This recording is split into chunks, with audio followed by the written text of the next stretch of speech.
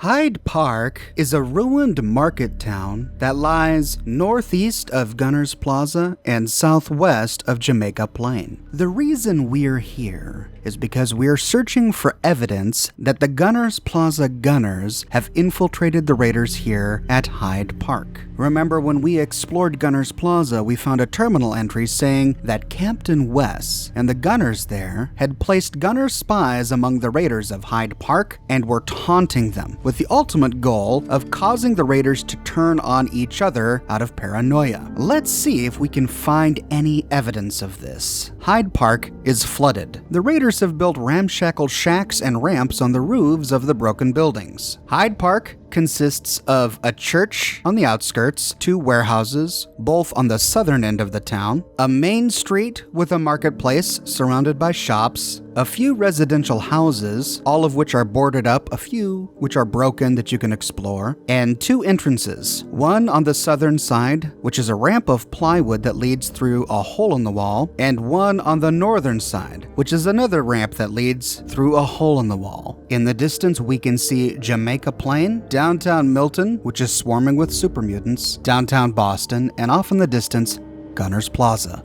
The main street marketplace has a bunch of pre-war shops that are all boarded up. There's an apartment complex for rent, a diner, a pub and restaurant, a bookstore, an antique shop right next to a drink shop, a waffle house, a coffee shop and bakery, a hot dog shop that also sells candy, a dry cleaner right next to a pharmacy, and an attorney at law. We can explore the insides of only 2 of these buildings: the coffee shop and bakery, which you can access through the southern entrance, and the antique shop / beverages shop, which you can access through the northern entrance. Now, you could come in here guns blazing, maybe landing on a vertibird, pulling out a missile launcher and just blowing everything to smithereens. It's a strategy that I recommend and have often employed in the past, but I think this encounter is going to be much more fun on a stealth character. So today I'm going to use my stealthy assassin railroad character, who's only level 17 or so, and we're going to enter from the north. When you enter from the north, be sure to disarm the frag mine on the ground, but be careful because the first raider is on the other side of this wall. Thank you.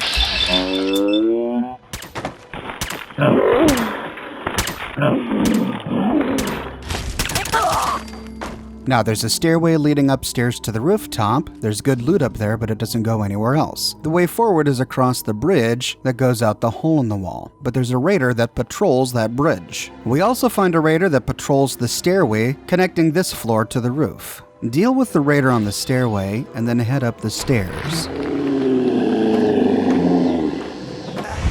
Here we find a broken room with typical raider paraphernalia, a dead body decoration hanging out of the roof, an ammunition box, and some chems. Back downstairs, we can explore the bathroom where we find a first aid kit on the wall. Now, looking out the hole in the wall, we see that the raider that patrols this bridge goes back and forth. If we're trying to avoid detection, let's wait for him to turn around and move back. We can then sneak across and deal with him.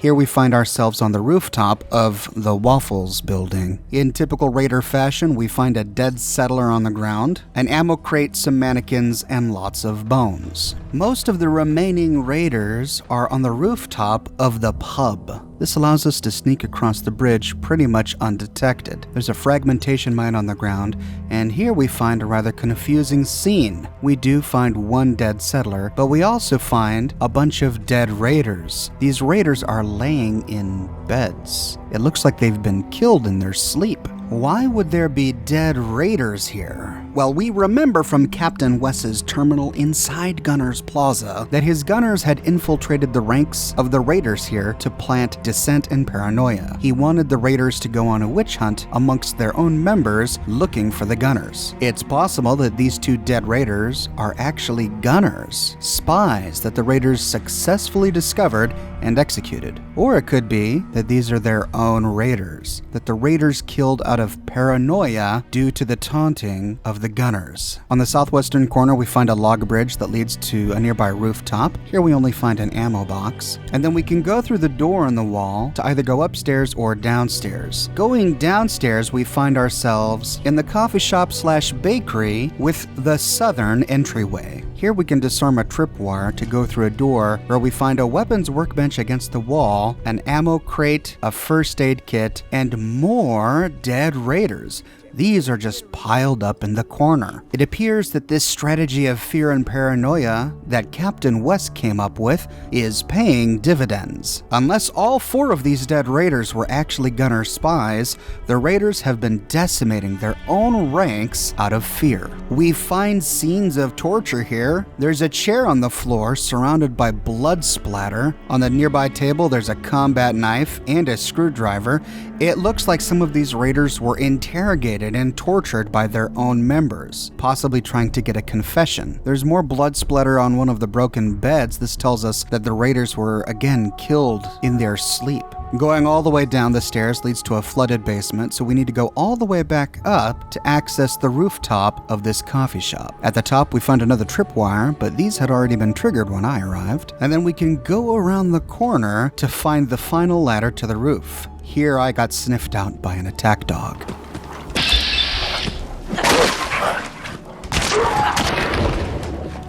Now the rooftop has 3 enemies on it. It's hard to kill each of them one by one using stealth, so what I did is I used the syringer rifle with the berserker syringe to tag one of them. With him fighting the others, I was able to go up the ladder and take care of one of them, while the boss took care of the one that I caused to frenzy. This left only the boss, named Scutter. For some reason in my game, he did not like to patrol. I have 1 piece of chameleon armor on, and I've got 2 points into my sneak perk. Because of this, I was able to get a few sneak attack critical bonuses since he couldn't see me, and then I finished him off with my deliverer. Now that all the raiders are dead, we can explore this rooftop. In a little alcove, we find a copy of Grognak the Barbarian, the Lair of the Virgin Eater, which permanently makes melee and unarmed critical hits do 5% more damage. This magazine is lying on top of a novice-locked safe, which has some randomized loot inside. In the little open-air nearby shack, we find a steamer trunk filled with randomized loot, as is typical, but most interestingly, we find a note stabbed into the mattress with a combat knife, and it reads, "Looking forward to seeing you.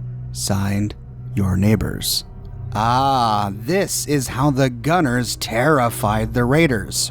During the night, the Gunnar spies came here and taunted the other raiders with this note. The raiders then woke up the next morning, saw the note, and realized that their ranks had been infiltrated. How else could the Gunnars have snuck into their camp in the middle of the night without being detected? It may be tricky to figure this note out if you haven't already been to Gunnar's Plaza, because Hyde Park is actually closer to a lot of other places than Gunnar's Plaza. It's closer to Jamaica Plain. Gunnar's Plaza is a little bit of a trek away, so neighbors could really mean anyone. It's only after discovering Captain West's terminal in Gunner's Plaza that we can make the connection. The neighbors that were tormenting these raiders at Hyde Park were none other than Captain West's Gunnars. As for the rest of Hyde Park, there are 2 warehouses. The large one to the southwest is not that interesting. Behind a rusty gate, we find a pre-war skeleton next to 2 first aid kits. But the warehouse to the southeast is a little bit more interesting because there we find a grill with a human head on it. Now, raiders do tend to have fun with human corpses, cutting them up, putting the bodies on display, but they're not really cannibals. Super mutants are cannibals. Could this have been done by super mutants? Well, in the middle of Hyde Park, we do find 2 super mutant meat bags. This is not a typical raider decoration. Raiders put skewered corpses on display. It's super mutants that hang meat in bags. Now, the nearby Milton is swarming with super mutants, but as we learned from my video on Fallons, most of these places were first inhabited by raiders. We find raider corpses all over Fallons because the super mutants moved in